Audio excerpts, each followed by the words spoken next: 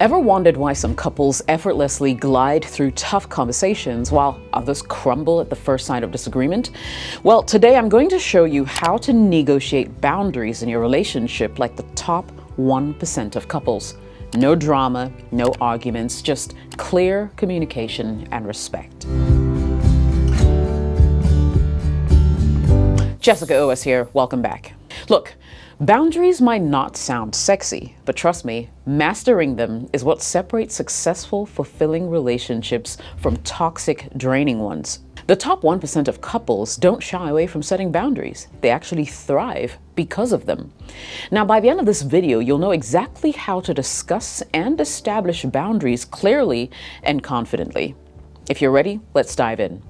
Point number 1, know exactly what you want. So successful negotiation of boundaries starts long before you ever sit down with your partner. It begins with you understanding exactly what you need and why you need it. You see, many relationship problems happen because people struggle to clearly define their personal needs. So instead, they make vague statements or expect the other partner to know. And that's a recipe for frustration and misunderstandings. Here's how the top 1% handle it differently. They get crystal clear about their needs first. Ask yourself honestly, what exactly am I comfortable with and what am I not?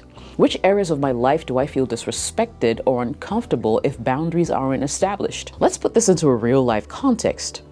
Suppose you value personal time after work to unwind and recharge, but your partner tends to seek attention the moment you walk through the door.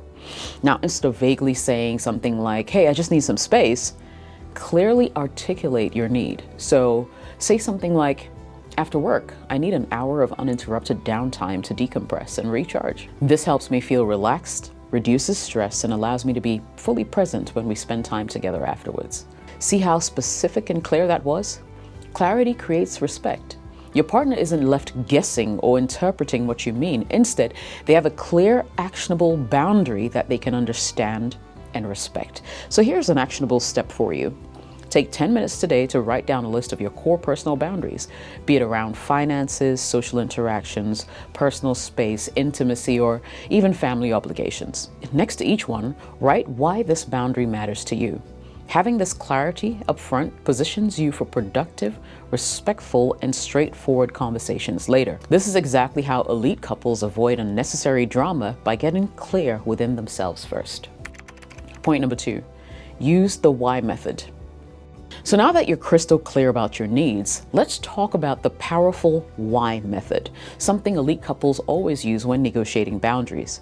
You might wonder, why is explaining the why behind the boundary so crucial? Now, here's why. The human brain is naturally resistant to rules and regulations or restrictions, right? Especially if they feel random or controlling. Without context or understanding, your partner may see your boundaries as demands, threats, or even signs that you don't fully trust or love them. But here's the magic trick.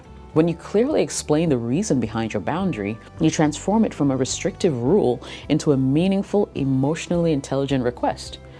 I'll give you an example. Imagine your partner often goes through your phone casually, not because they're suspicious, but because maybe they see it as harmless, no big deal, right? You're, however, uncomfortable because you value your privacy.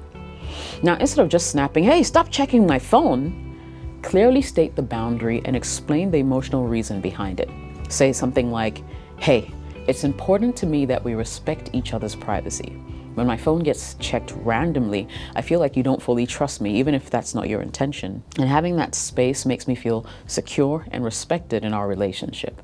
Notice how you communicated the boundary clearly, calmly, and then immediately shared why it matters emotionally? Now your partner should understand that it's not about hiding things. It's actually more about trust and respect, okay? Mutual respect. Here's an actionable step for you. When setting boundaries, always remember to articulate the emotional benefit behind them. Practice this sentence format. I prefer, then you mention the boundary, because it makes me feel, put in that positive feeling, or it prevents me from feeling, you replace it with a negative feeling. So for instance, you say, I prefer we agree on big purchases together because it helps me feel secure and included in our financial decisions. Mastering the why method isn't just communication, it's emotional intelligence at its finest. It's how the top 1% avoid unnecessary conflicts and build stronger, deeper relationships through clarity, respect, and understanding. Point number 3, never negotiate boundaries during conflict. Think about it. When you're upset or frustrated, your ability to communicate clearly and rationally drops significantly. Instead of discussing solutions, conversations become reactive, defensive, emotionally charged. Suddenly, what should be a calm negotiation feels more like a battle. Now, elite couples, the 1%, do things differently. They know that the best time to negotiate boundaries is not right after a boundary has been crossed or during a heated argument. Instead, they proactively set aside calm, dedicated time specifically to discuss boundaries. Now, let me make this clearer with a little example here. So imagine your partner repeatedly interrupts you during your important work calls, right? Leaving you irritated, stressed out. I mean, your natural reaction might be to snap immediately afterwards, saying something like, well, can't you see I'm working? Stop interrupting me. Here's the problem. When you address boundaries during conflict or tension, your partner might interpret it as criticism rather than a genuine need.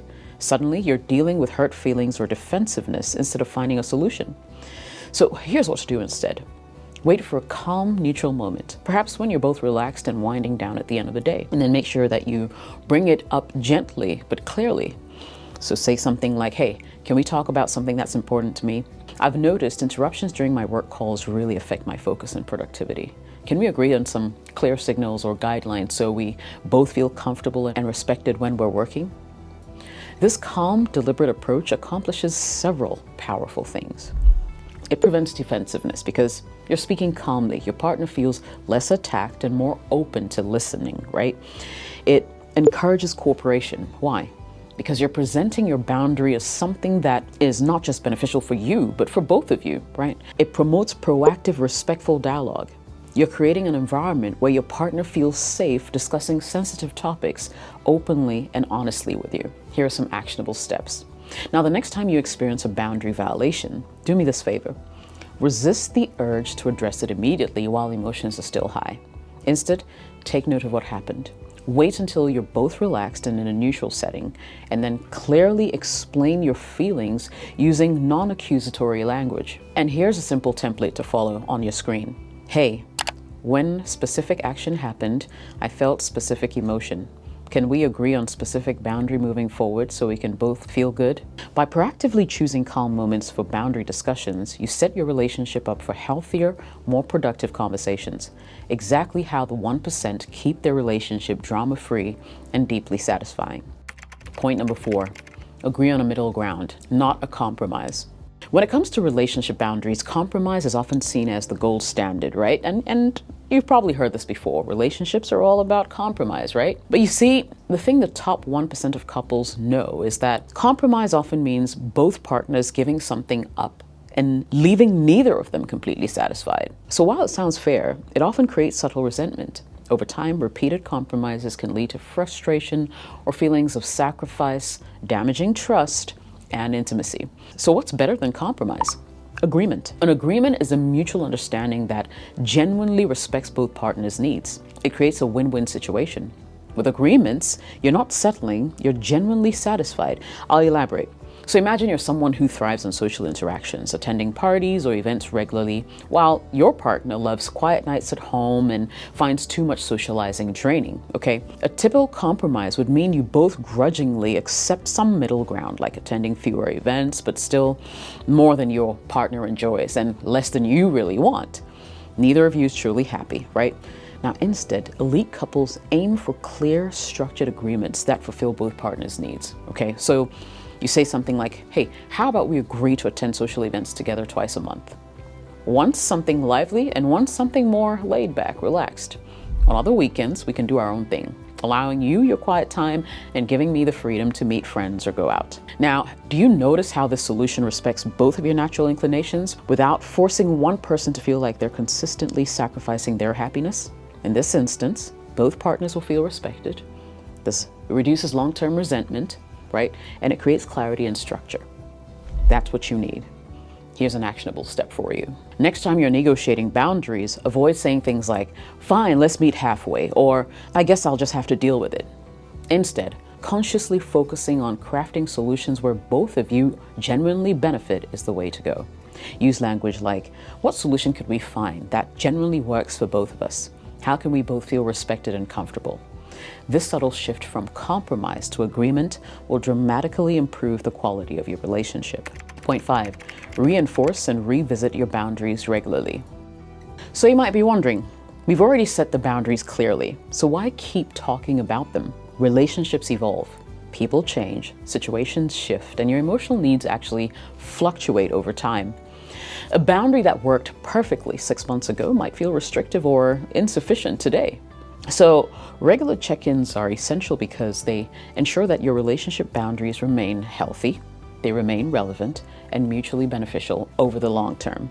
Think of it like regular car maintenance, right? You don't want to wait until your car breaks down completely, so you check in regularly to make sure that things are running smoothly.